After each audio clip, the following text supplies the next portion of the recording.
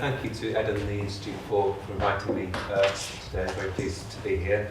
I can't remember how you phrased it, Ed, in the email where you invited us, but you said something like, don't talk about your normal topic, try and go beyond what you're comfortable with, and I may have taken that too literally.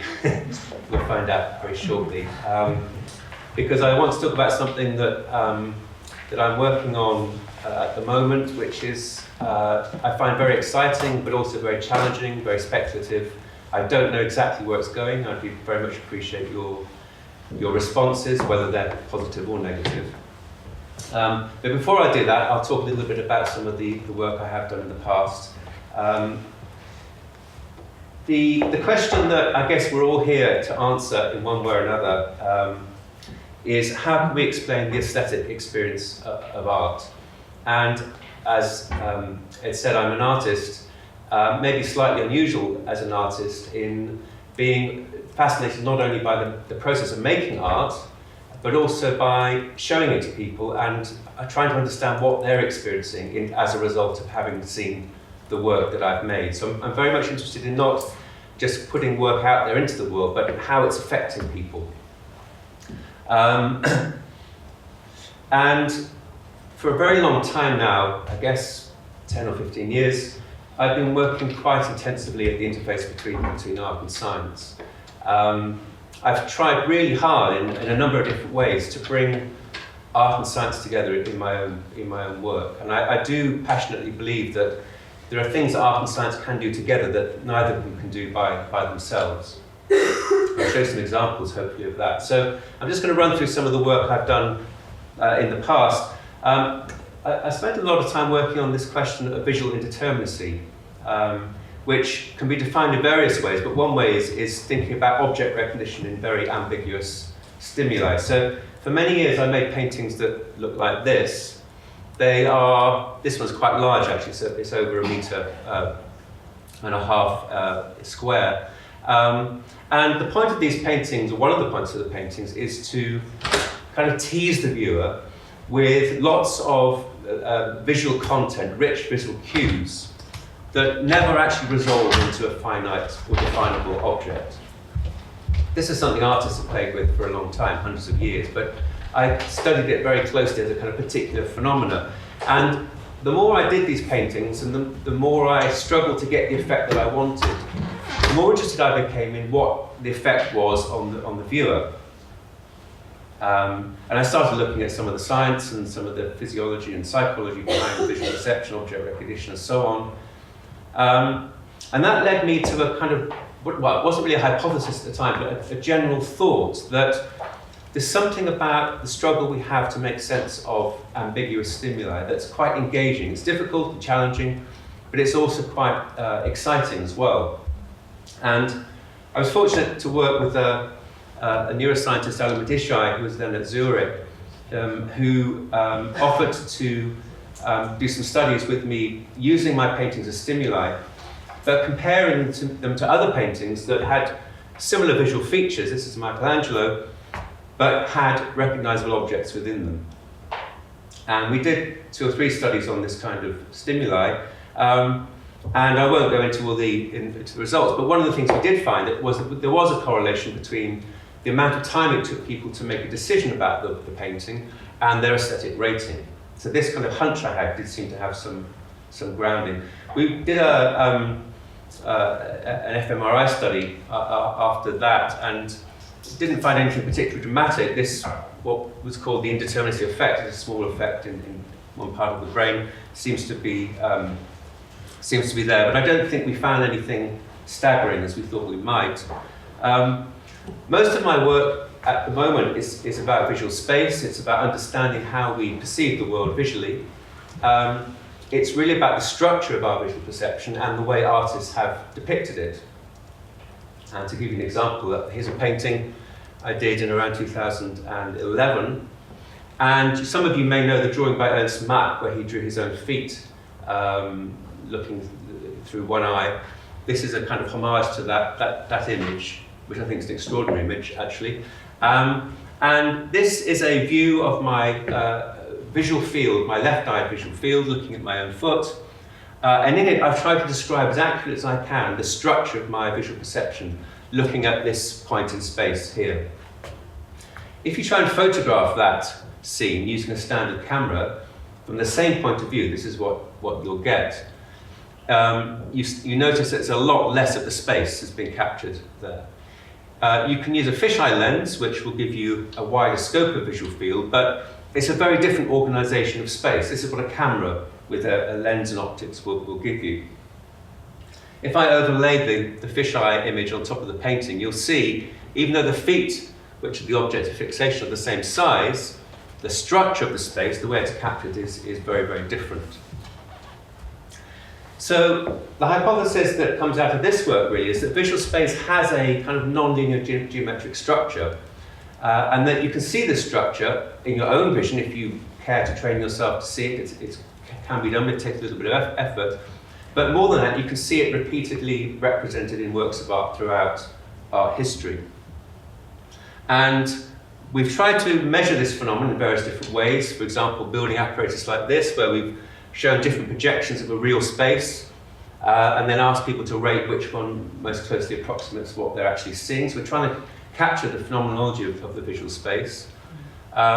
This piece of apparatus was designed to measure low-level vision, very quick reaction times to stimuli in wide peripheral field, so right out to the very edges of the peripheral field, comparing shape and size across the visual field.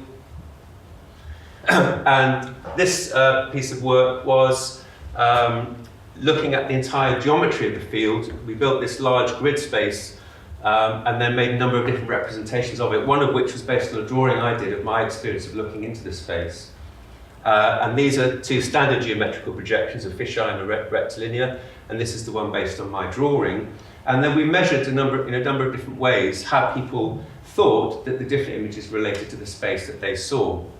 And what we found was that the artistic version, the one I'd drawn, was rated in a number of ways as being preferable to the other geometrical views. So in terms of comfort, for example, spatial presence, ecological validity.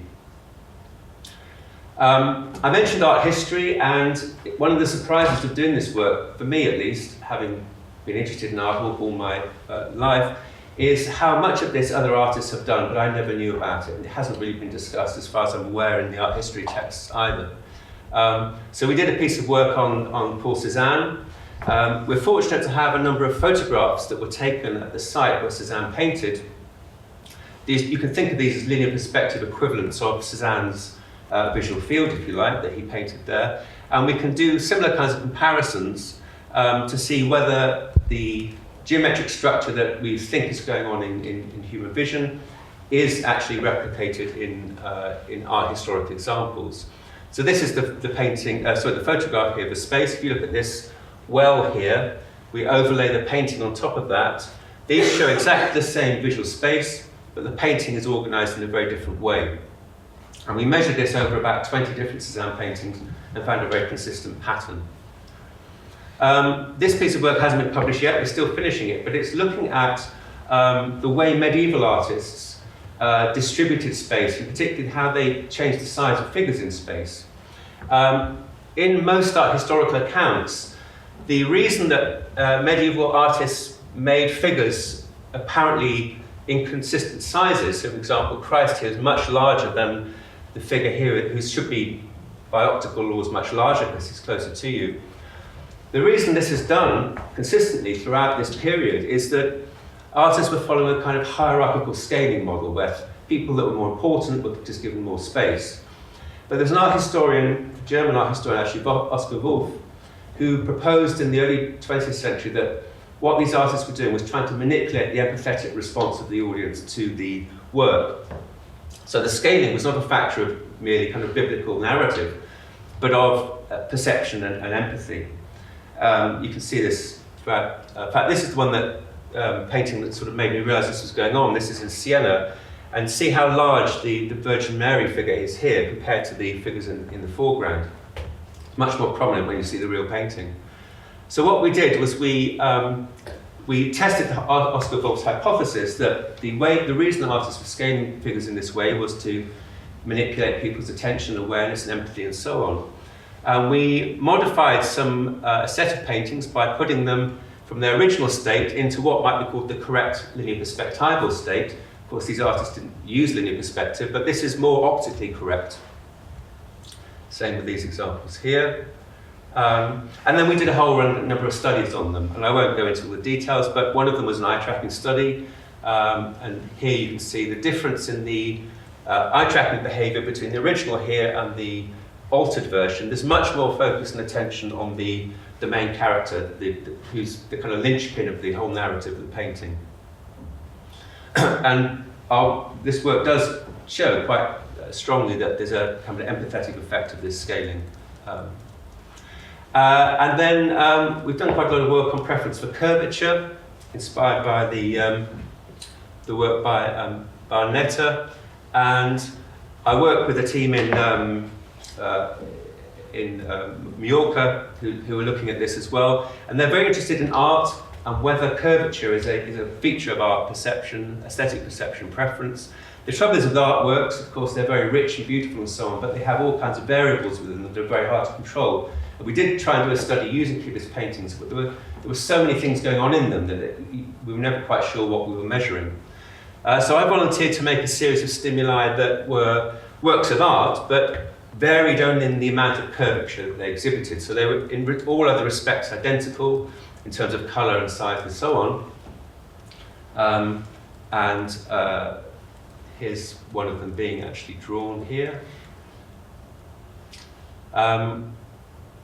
These are some of the paintings themselves. So these are real physical paintings that were made. There are 48 of them, 16 pairs of 3, with straight, mixed and curved geometries. And then we turned these into digital stimuli, did all the colour correction and everything on them in colour and black and white, and we did a lot of rating studies on them. And what we found is what we expected to find really, which was that the curved ones were the most preferred, the ones with straightness were the least preferred, and the ones that were mixed were somewhere in the middle. And this was true on a whole set of different scales that we measured. So all this work that I've been involved in crossing the boundary, if you like, between art and science, has really led me to 2 conclusions. These are the things I want to share with you today. I think there are 2 huge challenges facing those of us who are trying to integrate art and science. The first is that it's extremely difficult, at least I found it extremely difficult, to make it work well. Partly because artists and scientists often think in very, very different ways. It's certainly been my experience. So for example, artists often celebrate the poetic, the elusive, the irrational, the contradictory, the absurd and so on, whereas scientists tend to favour much more things that are literal, rational, consistent and precise. And the only way I could kind of think to illustrate this was using the standard model equation, which is an extremely precise piece of work. So there's this kind of cultural difference, which is well known. The very few artists who've talked much about science, Barnett Newman being one of them, said aesthetics is to artists as ornithology is to birds. And I think that represents not the contempt on the part of artists for science, but this sort of distrust and lack of respect that I think I sometimes experience amongst artists for when they find out I'm working with scientists, for example, they get a bit suspicious. The second challenge is, how can we really explain aesthetic experience? And this is something that deeply fascinates me. When we're looking at something like this, which is a profound and moving and important piece of art, we're having all kinds of complicated emotional responses, how can we explain that using whatever methodology or science we want to apply? Some of the problems of that have been mentioned already this evening. Alexis Makin has talked about the measurement problem, which I think has been alluded to earlier. I think he puts it as using the cold prose of science to measure the hot experience of art. Very, very difficult to do. And, you know, I've worked with myself in neuroscience, neuroimaging studies, and I've seen a lot of papers and studies done based on imaging work that tries to understand what's going on in the brain when we have a profound aesthetic experience. And I'm continually troubled by this kind of work, as other people are, as to what it's actually telling us about the experience it's supposedly measuring. You know, if there is activation in the anterior insula, what does that actually mean in terms of my visual or aesthetic experience. So this is the bit that maybe I'm treading on much more tentative ground here. My proposal about how to deal with these two challenges is this. It's that we have to think about this stuff, energy. And I've been looking at this now for about a year, and it's thrown up all kinds of fascinating, interesting, and complicated topics, which I'm not going to be able to cover in any consistent way this evening. But I just want to give you a hint or a sketch, really, of where the possibilities might lie. So, as I've looked into this, I've realised that energy is something that is consistently talked about throughout the history of art discourse. It comes up in all kinds of contexts, in all kinds of ways. I'll give you a couple of examples in a minute. It also appears in philosophical and philosophical aesthetics discourse as well, and also in psychology, neurobiology, and neuroscience. So I'm just going to very briefly skim through some of these things. Kenneth Clark, the art historian, talks about the energy in respect of the ancient Greek sculpture, the dynamics of its form. William Blake's famous quote about energy is the eternal delight. John Ruskin, the art critic and you might say aesthetic theorist, talked about the energy that's embodied in objects in repose. As we saw, that unity demanded for its expression what at first sight might have seemed as contrary variety, so repose demands for its expression the implied capability of its opposite, energy. The painter Frank Auerbach talks about the limited capacity of energy we have as creative people. You have to be very careful, you have to ration it, because if you waste it, then you're going to disadvantage your artistic and creative process. And Marina Abramovich was actually asked once why she'd never had children, and she said the reason was that she couldn't divide her energy, she only had so much. This piece by Abramovich and her then partner Ule, which they called Rest Energy, shows a live performance, it was filmed at the time, of a bow that's being drawn by Ule against, and will be held against the heart, pointing at the heart of Abramovich. She was fitted up with a microphone that recorded her heartbeat, and that was amplified and broadcast in the performance. And of course, one slip and she would be dead. And this tension, this stillness, but at the same time, this enormous tension, is something that you find artists and art theorists talking about a great deal. John Dewey's experience as art is, I hadn't realised this, is almost entirely about energy and the way energy is a vital physiological function in art. Some of you would be familiar with this. Eysenck, who's representative of the Gestalt school, talks about the decrease in energy available to do work when there's a pleasurable percept. And Rudolf Arnheim, who was also of the Gestalt school, had this thing about tension in works of art, pressure, tension, force, dynamism, and so on. And he had this image of a rope that's motionless while two men of equal strength are pulling in opposite directions and still loaded with energy. It's a description, actually, of the Abramovich piece there. When I look back into the history of psychology, a lot of it, of course, taking place in Germany in the 19th century, I was surprised how many people at the time were openly and directly referring to energy as a fundamental feature of neurobiology and neurophysiology at the time, psychology as it was then emerging. Johannes Muller, there's a list there of names that I wasn't familiar with all the kind of theory, philosophy behind their work, but as I started to look into it, it became very evident that this was a core idea that permeated right throughout the 19th century. And of course, people like Ernst Mach and so on were part of that discussion. I'm going to skip through these, I'm sure you're familiar with all this. I was surprised that William James called for a psychology of energy, for example. Now, neuroscientists and neurobiologists tend not to talk about energy these days. The dominant way of thinking about the mind and the brain, as far as I can understand it, is as a kind of computational machine, as an information processing device. Many people openly and directly talk about it in this way. In fact, people are quite suspicious, I think, of the idea of energy because it's slightly tainted with the sense of a kind of élan vital. I think Johannes Muller was accused of something like that by Helmholtz and some of his other pupils. So people are slightly distancing themselves from this idea of energy, it seems, today. However, there's a kind of quite a vibrant area of neuroscience called neuroenergetics, which focuses on the way energy circulates throughout the brain. And it's a fascinating kind of subgenre, if you like, within neuroscience. And it's surprising, it was at least surprising to me, how greedy and hungry the brain is. It consumes the larger portion of all the energy that the body takes in, given that it's a very relatively small mass of the body, 2% or so. So clearly there's something's going on there in the brain that requires this energetic supply continuously. And of course, if we lose the energy to the brain, we very quickly become unconscious or disorientated. Robert Shulman, who's actually one of the founders of, one of the kind of inventors of modern neuroimaging, has this idea, which I don't think is widely accepted, but he's written very eloquently about it, which is that consciousness can be measured by the global distribution of energy in the brain. And he cites a number of studies, some of which he's been involved in, to support that. And of course, there's the whole question of dark energy, Marcus Rako's work on intrinsic processing and so on.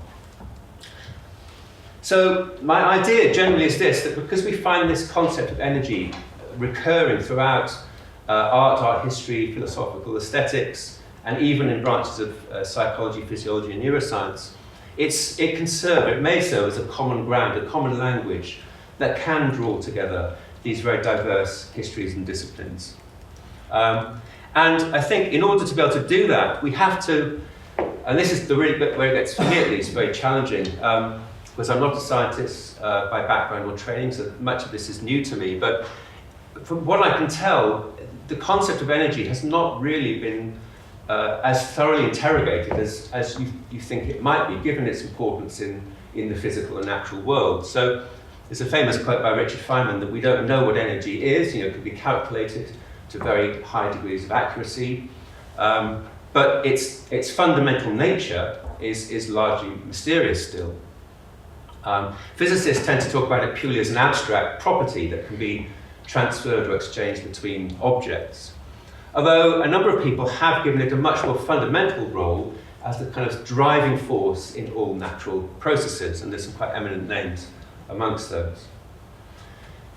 It really seems to be the case that there's two kinds of energy. There's kinetic energy, which is possessed by objects in motion and can be passed between them, and then there's potential energy, which is possessed by virtue of objects in configuration or position in relation to one another. And I'm rushing through this very quickly now to give you some idea, but it seems to be possible to kind of generalize energy in terms of either change or conflict or tension, that it seems to be somehow involved in all those processes that go on in nature and so on. And in fact, you can trace those ideas, change and motion, conflict, back through the art historical references I gave you earlier on, and back through the psychology and, for example, Freud's psychodynamics. That does seem to permeate. And this got me reading Aristotle, which I have to admit I hadn't really done before in any depth, because he coined this term energeia, which is the root of our modern concept of energy.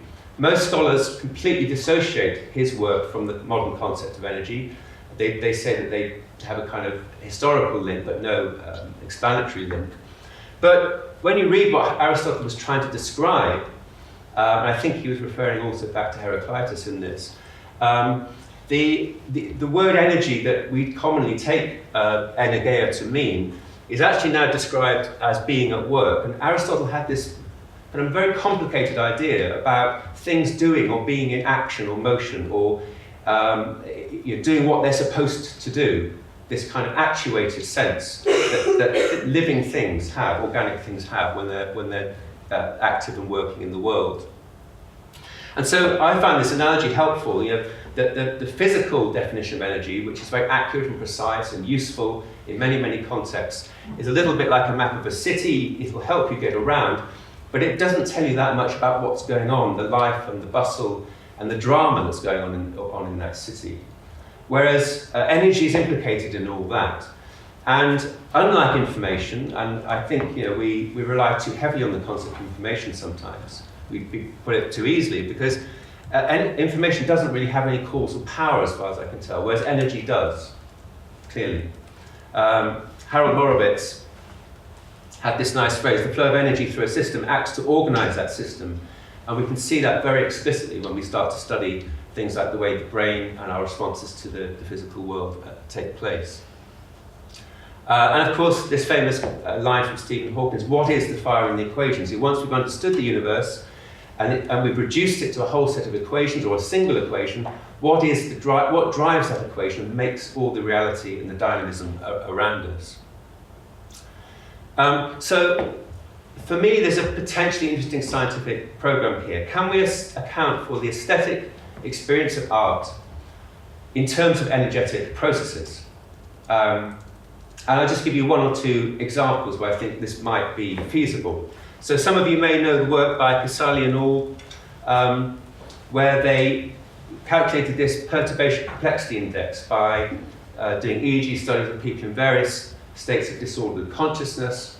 And they've discovered that you can measure the complexity of they used a TMS stimulus, and then they measured how the stimulus kind of traveled through the brain. And they found that people above a certain level of complexity were reliably identifiable as conscious. People who were below that, many of them were severely brain damaged, were not conscious. Some of those people actually were thought not to be conscious, but turned out to have some residual conscious awareness, and that was only detected later on using this measure. So if consciousness is and of course this was measured using information theory, but I'm arguing that you can use the same logic to measure the energetic flow through the brain, because that's effectively what you're measuring with the EEG. If aesthetic experience is a special kind of consciousness, as some of us might think it is, then would this show up in this kind of measure, for example?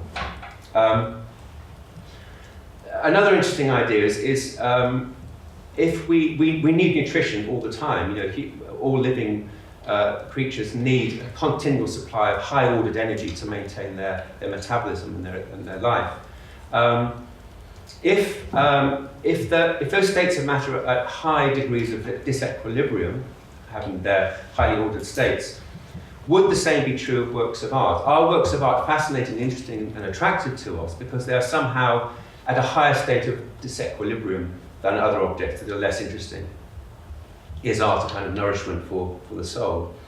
And thinking again about the preference for curvature idea, is that somehow linked to the dynamics of brain energy distribution, processing efficiency, and so on? In fact, I was just reading on the plane on the way over Hogarth's book on beauty, and I almost put a section in here because it beautifully describes the kind of motion and dynamism of the curve of the serpentine line that he describes as the main feature of beauty. In fact, we did a little bit of work on these paintings here with a friend of ours, Olivia Panaccio, who's in St Andrews, who's got a very interesting model of the early visual system, computational model, that can predict the comfortableness of images, how comfortable or uncomfortable they'll be, based on their energy impact in the neural system. And he analysed this set of stimuli for us, and he found that the curved paintings were the closest to, in image processing terms, the closest to natural images, and therefore the most comfortable to view according to his measure.